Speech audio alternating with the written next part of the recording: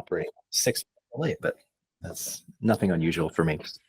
Anyway, go ahead and call this meeting to order of the Arizona Board of Technical Registration. It is June 25th, and not according to my laptop, but according to Kurt's, it is 9 a.m. So we'll go ahead and get started. Julie, would you kindly do roll call? Miss Bohal. Here. Dr. Campbell. Dr. Campbell. Mr. Gilmore.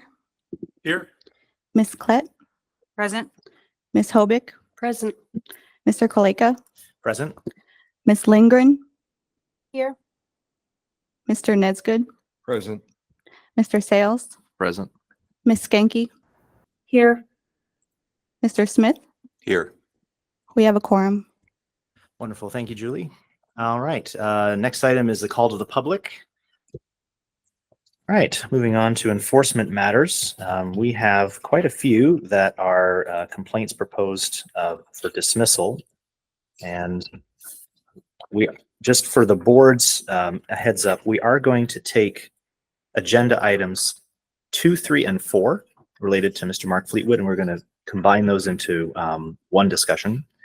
And then we are also going to do the same with agenda items 10, 11, and 12.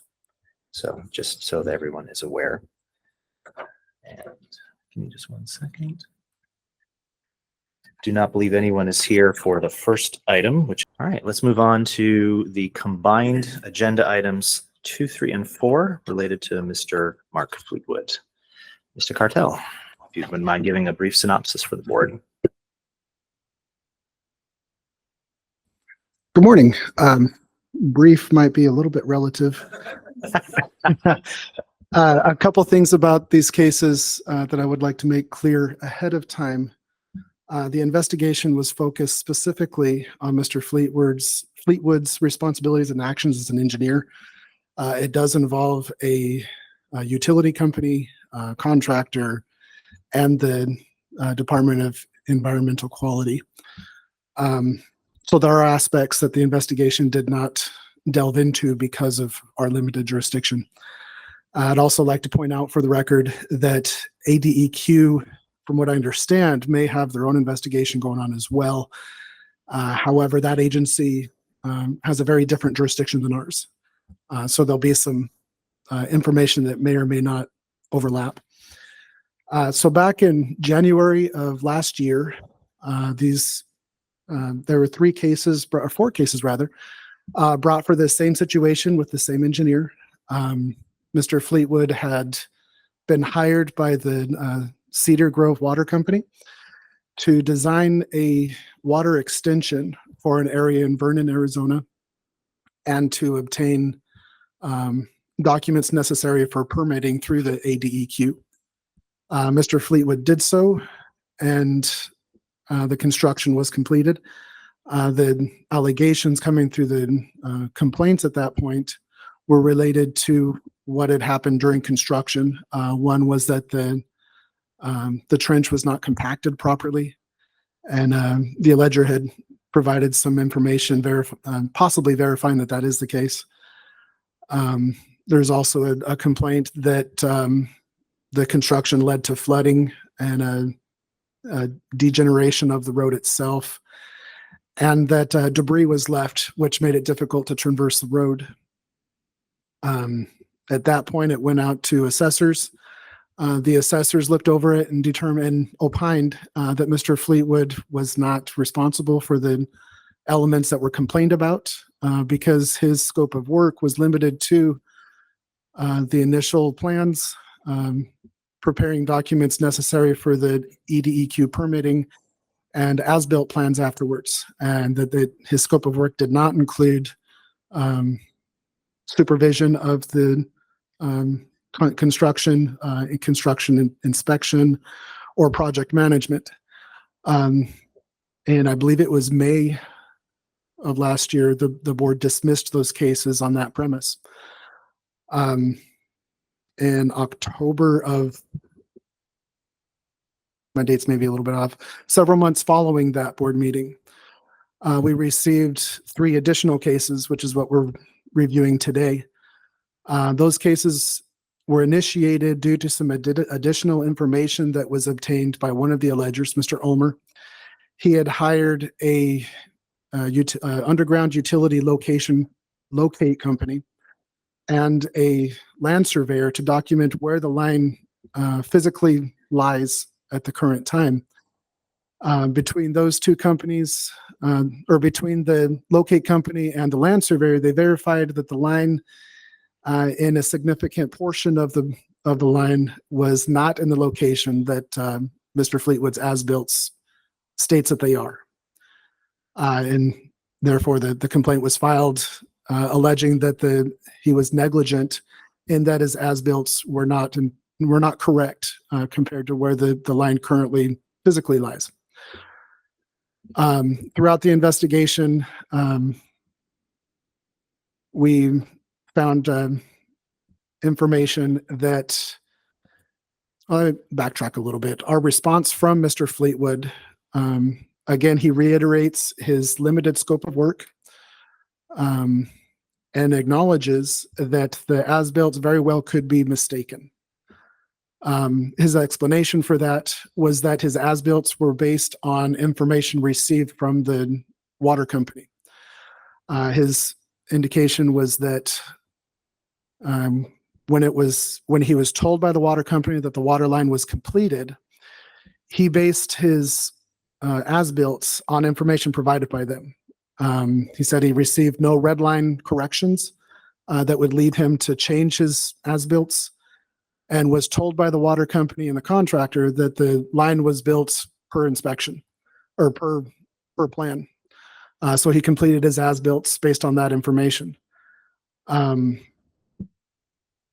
additional information received indicated that shortly after the completion of the plan or completion of the construction, heavy rainfall came and there was pretty significant flooding, which wiped away any indication of where the trench was prior to that flooding, which would have made it impossible for him to go on site and physically see where the trench was laid.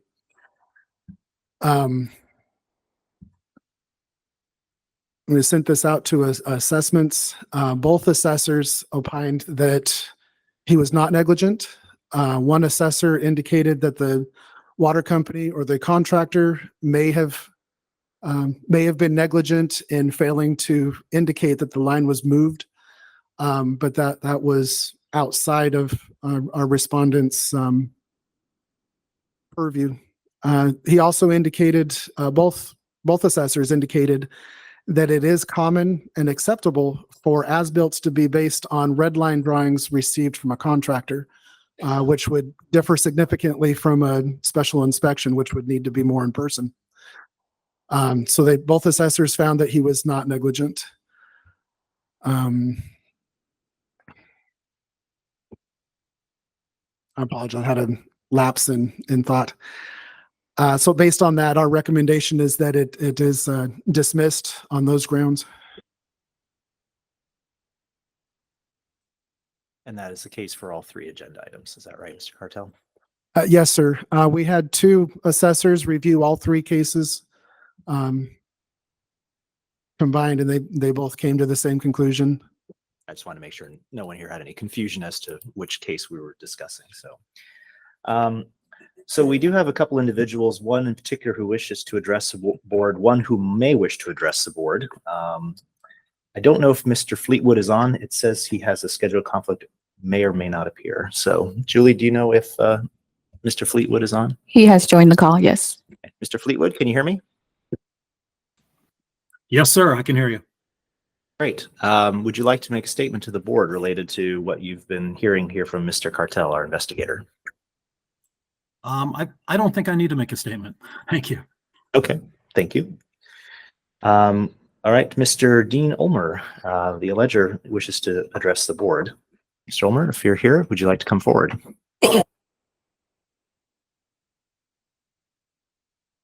Please state, again, you have to hold down the button so it goes green. Yeah. And please state your name for the record.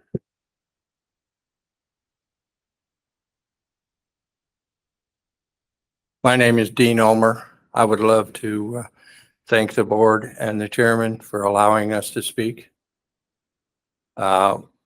in regards to the water line that was the private water, or I mean, the public water line that was run down a private easement. In the last board meeting that was held on 5/23 of 2023, the biggest concern that we had at the time that the board suggested, let me go back just a little bit. The discussion was about where is the water line placed in the road, because the importance of placement of the water line would determine, in Fleetwood's statements last time, whether or not the compaction was required or not. Well, in his location, or in the location that was turned over to the ADEQ, the location might be in an argumentative point, but if it was in the middle of our road, that would be a different deal. So it's all based upon where the water line is. Well, we hired on the advice of the board to get a certified water line survey to show exactly where the water line is. And we have that. There's a huge significant difference in the as-built and that was turned over to the ADEQ and the actual location of the water line. If you have that chart in front of you, number 14, location on our plan, or on our water line survey, is, Just for the board's reference, that is page 2089 in the board packet.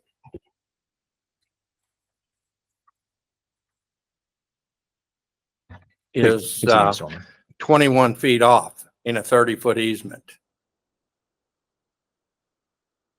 The as-built turned into the ADEQ is on the north side of 3556. The water line runs the entire length of 3556 on the south side of the easement. The valve access pipes are standing in the middle or near the middle of our roadway, restricting our drive to get to our homes.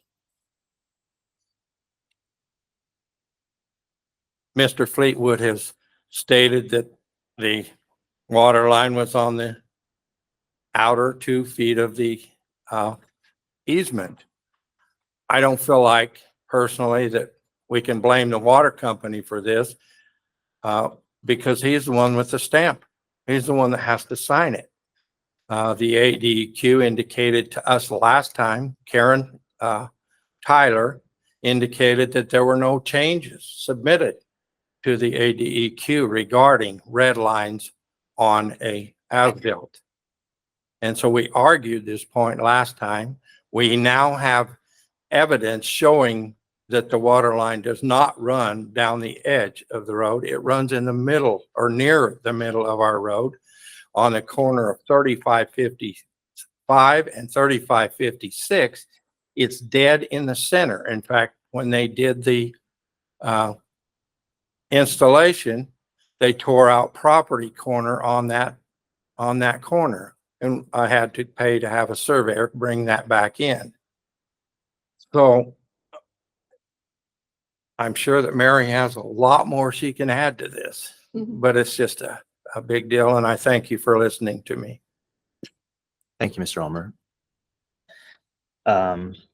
Mary Kennedy, is that right? Yeah, yes. My name's Mary Kennedy, and I want to bring back the what Mr. Fleetwood agreed to do when he signed on by certifications that he would be the engineer of record for ADEQ on this project. And part of that responsibility as engineer of record is to do a site inspection. And he said that he did do that. And based on that site inspection alone, he would have seen that there were missing valves on some roads and new valves 80 or 100 feet away from where his plan shows they would be. The water line on one side of the road when it should have been on the other side. To me, that, he had a visual inspection he was doing on behalf of ADQ, a state agency. He's supposed to be protecting the public. He apparently is using information to prepare his as-built that doesn't include any of his site visit. That would have, to me, raised a red flag that there's something not correct going on here. And yet he went ahead and submitted that to ADEQ. And the line was put into public use based on what he submitted. Everything about what we learned in the last meeting is that there was no compaction done on this project, and we know that his plans call for compaction. So that, to me, it puts that line in an unsafe public use condition, because thrust blocks require compaction around them, the valves require compaction around them, the trench requires compaction, and none of that was done to our knowledge. But I know that you guys are limited in what you can hold the engineer accountable for. But the fact that he agreed by certification that he would be the one who is an engineer of record on behalf of ADQ, and then he signed a certification after the construction was complete and submitted all the documentation that put that line into use, that to me gives him accountability. That there is a certain amount of accountability. And even if he did a site visit, to claim that you can't see standing pipes over these valves that are made of PVC and they don't meet the MAG standards that he has on the plans, that makes no sense to me. I can look at the plans and see that those are PVC pipes over those valves, and it's in the middle of our road. So now we do have to drive around them. And it's just the whole site has just deteriorated because I'm afraid to put money into the road because that line could blow out any time, in my opinion. I think that's the problem, is it's a public safety issue. And just one last thing, I know that we have been discussing this over a year now with you guys. The engineer has been made aware on more than one occasion of the issues that we are seeing, and I don't see him having made a single attempt to verify himself and notify ADEQ that there's a problem out here. And so the problem is continuing. ADEQ keeps the line working because there's no evidence being provided to them. Otherwise, that's how much they rely on that engineer's documentation that he submitted. And that's why we're here today, just to say, look, we brought you proof that you guys suggested in the meeting last year that would be good evidence to get this discussion open again. And so here it is, and we're just asking for just some time that you guys would please look at that. And I feel like ADQ needs help. I would hate to be in ADQ's position, right now. But it's hard for them. They have told us they can't help us because they rely so much on the engineer. So that's what I'm hoping is you'll look at this and understand that there's more than just what was contractually done. There are certifications that were signed by this engineer taking responsibility. Thank you, Ms. Kennedy. Thank you, Mr. Ulmer, as well. Appreciate you coming down to speak to us. There is one other individual who may or may not wish to address the board. That is Mr. Daryl McBroom. I don't know if that individual is He here. is unable to be here. He Oh, called okay. me last night. I'm sorry. Okay, no If I problem. may add a little bit to Mary's Sure. statement. on the PVC pipe that is on 3555, it stands 19 inches out of the roadway. It is exactly 7.5 feet from the center of the roadway. So if Mr. Fleetwood were to show up on that site, he would have had to have driven into the neighbor's lot to get around it.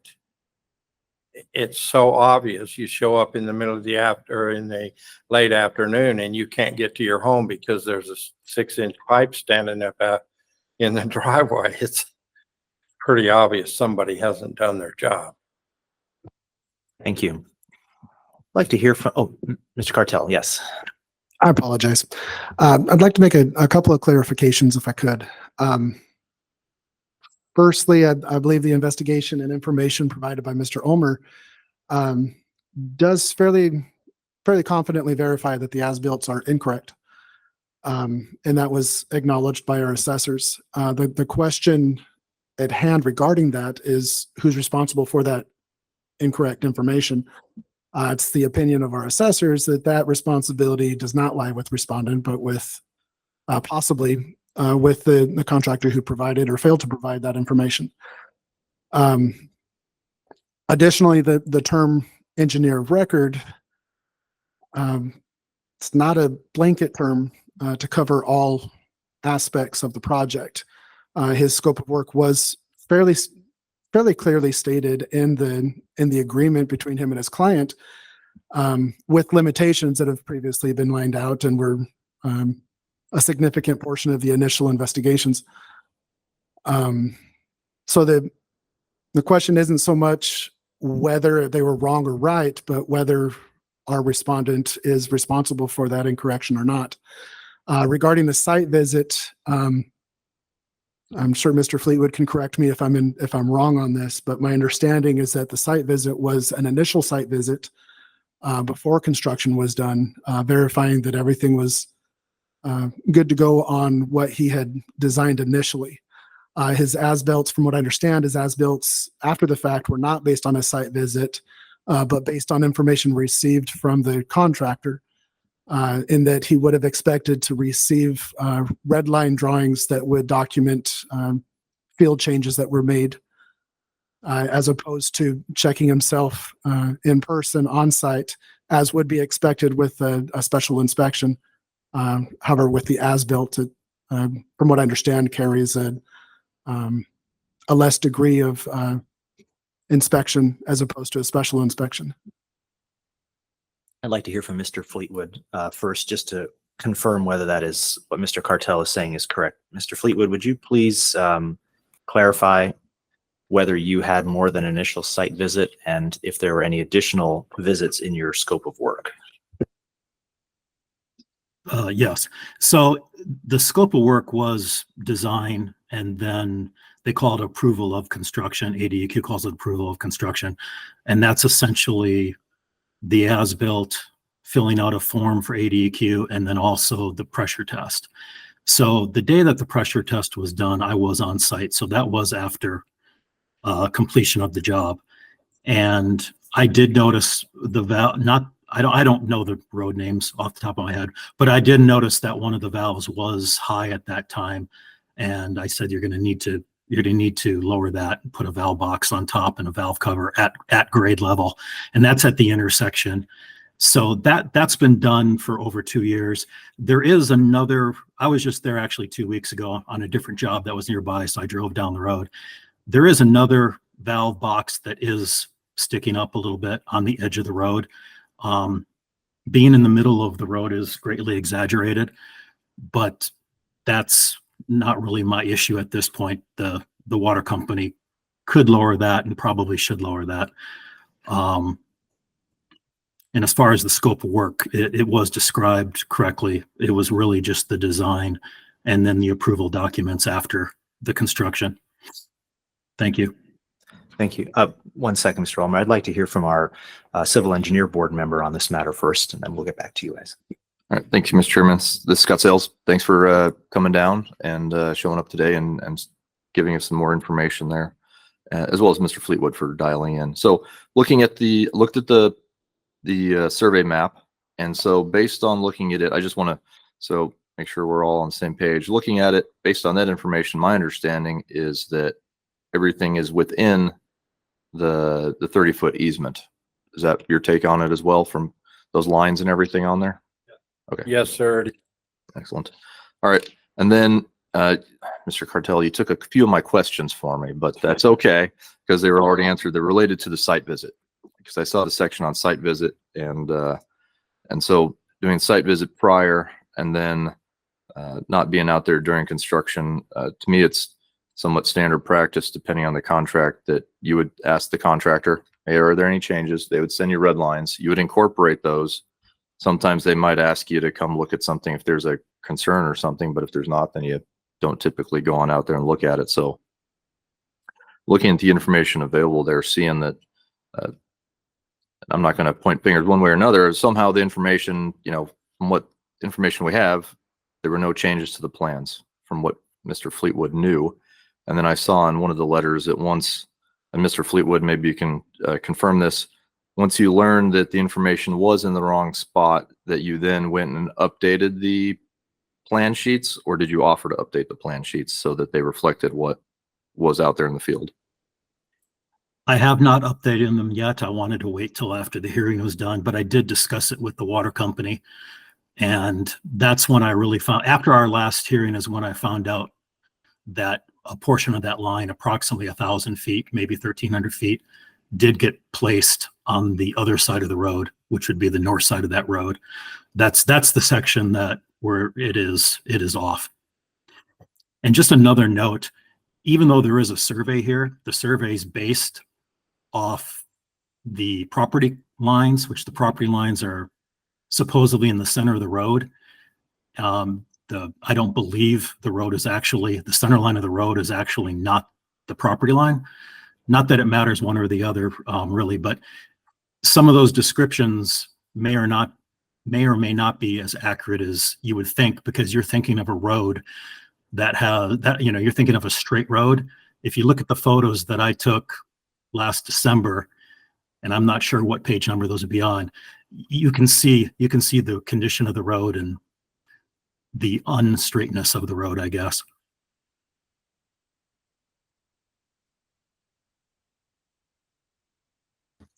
I guess that's really I open up from another discussion, but from the standpoint of knowing what Mr. Fleetwood knew at the time, to me, it appears that he prepared the documents knowing what information he knew. And then he did reach out to the water company and say, okay, I'll update it now that we know there's some updates. Now, when it comes to the interaction between ADQ and the other ones, I think that's a lot outside of our purview on what they require on documents and such, and what terms they want to use in the definition of the term that they're using on each one, because there's as-built, record drawings, some of the other special inspections, all these other different words that are out there. So I'll pause for a moment. Mr. Smith. Chair, Yes. it's Keith Smith. I'm not an engineer, so I'd like to kind of direct this to Scott here, but is there a standard for creating as-built? I mean, do you physically go out there, look at it, or do you rely on information that's been sent to you? From my experience, it's you're relying on the contractor or the resident engineer. If they pull you in and say, hey, look at this, or here's the red lines for a whole big project. And then if the engineer were to look at that and go, well, I don't like this or this, you never talk to me, then they should speak out to someone and say, hey, this was put in this way, but maybe it needs to be fixed or something. That's that due diligence there. There's also, and this is where Mr. Donald can pop in here, I believe there's a revised statute out there related to the term as-built as well, and record drawing, not as-built. It's used, that went into effect a couple of years, I don't know, 5 years keep flying by, but 5, 6, 7 years ago. Well, I'll opine that there's a ARS out there. I'm pretty sure there is, but it helps you define what that term might mean. I would take your word for it. All right. Before we vote, Mr. Ulmer, any final thoughts? Ms. Kennedy, any final thoughts? Well, the roads weren't in the shape that they're in today. They were straight. fairly straight. Of course, they have been detoured around access pipes. Those stand 19 inches tall. The information that Mr. Fleetwood is claiming to have gotten from the contractor, it is a contractor that is not a licensed contractor. It was a group of guys that had no clue what they were doing when they were doing it. And the reason I say that, because I have 50 years experience in this type of work. I'm a general contractor with 5 different licenses in the state of Arizona. For him to blame the water company over this much discrepancy would be like me blaming the plumber that the roof is leaking. No different. It's just out of the question. As a contractor or as a engineer, you take the responsibility to make sure the job is done correctly, especially when you have an unlicensed group of guys that might get there today and they might not. So I've seen it all. I've offered them assistance. In fact, I gave them assistance. I loaned them buckets for free. I did everything I could do to be of assistance, and this thing's went real sour. Thank you. Yeah, obviously this board doesn't have jurisdiction over contractors, so we don't have any ability to take that matter. That's the registrar of contractors in that regard. But appreciate that. Board, any final discussion? Mr. Chair, I've got a question. For all of these EAC evaluations for the 3 different ones listed, were there 3 different EAC members? So did you have 9 total, or were there 3 that did all 3 of those?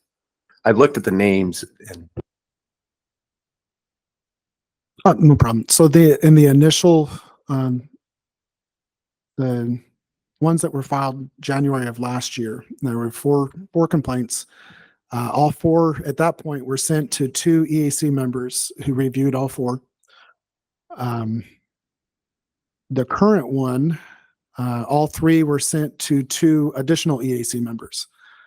So between all, it would be 7 complaints altogether. There's been 4 involved EAC members. Any other questions from the board? Yes, briefly, Ms. Kennedy, please.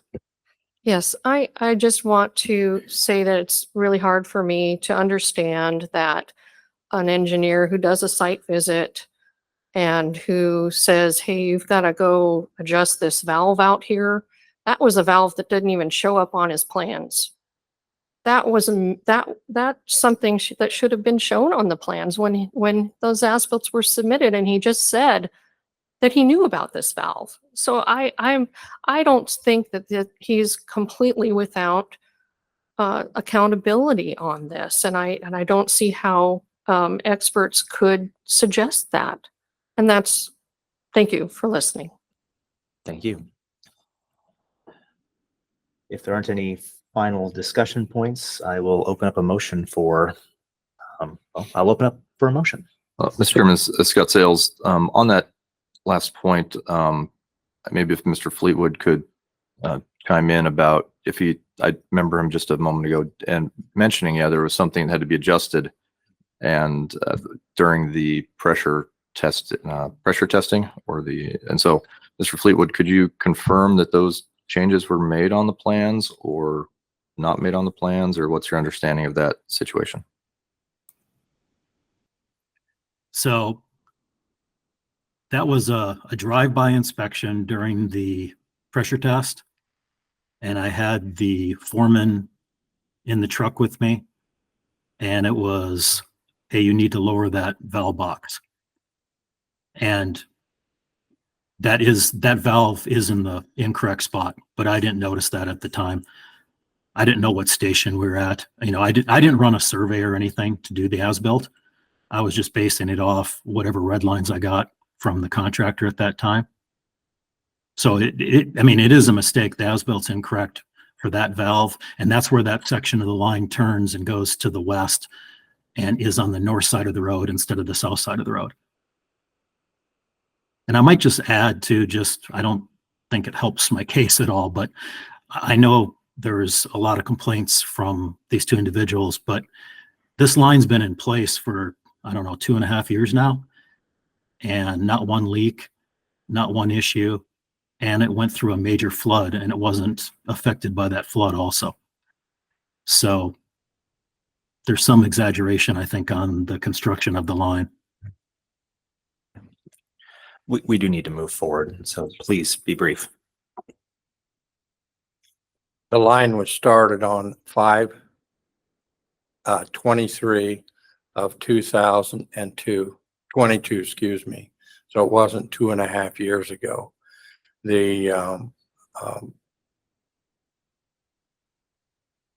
I guess I can't say anything more except for the fact that if the board excuses this, they're condoning the supplying incorrect information to the state of Arizona. Thank you. And I do very much appreciate both of you coming in today to speak, and Mr. Fleetwood as well for speaking, and Mr. Mark Cartel for the investigations. We do need to move forward with a motion, so I will open up for a motion by the board. I don't know, Mr. Sales, if you want to do that. Mr. Chair, this is Scott Sales on, sorry, it goes from one page to another page. I want to make sure I have the right number. For item 8A, 2, 3, and 4, P24-033, P24-034, and P24-036, propose a motion to dismiss these 3 cases. Thank you, Mr. Sales. Do we have a second? It was Dana Clyde, our second. Thank you, Ms. Klett. Any final discussion by the board? Here. Mr. Chair, this is Scott Sales. Just on the discussion topic, based on what we've heard, or I've heard today, Mr. Fleetwood's going to be updating the plans based on a newer survey. I don't know if it's a survey they provided or somebody's survey to show all these things. And I hope that gets to the water company as well as coordinated with ADQ. So they also have something in their records for the latest and greatest what's in the actual ground out there for use with blue staking and any other purposes. Very good point. And also, Mr. Chair, this is Keith Smith with 4 different EAC members. I'm not an engineer, they are, and I'm going with their referral as well. Thank you. All right. Any final discussion? If not, all those in favor in the room, please say aye. Aye. Ms. Lindgren? Aye. Ms. Skanke? Aye. Anyone opposed? Chair, a final comment. I have empathy for these fine folks. They've got protecting their interest in their property. I think problem is not with Mr. Fleetwood. It's going to be with the water company and the general contractor primarily. But really, what is the scope of his contract? What is the services? And I think our EAC members confirmed that he did what he was supposed to do. My concern here is really with the statement of engineer of record. I think they bring up a legitimate concern. And I think the general public relies on the fact that when an engineer of record gives that kind of certification, general public should be able to rely on it. I think we've all had experiences where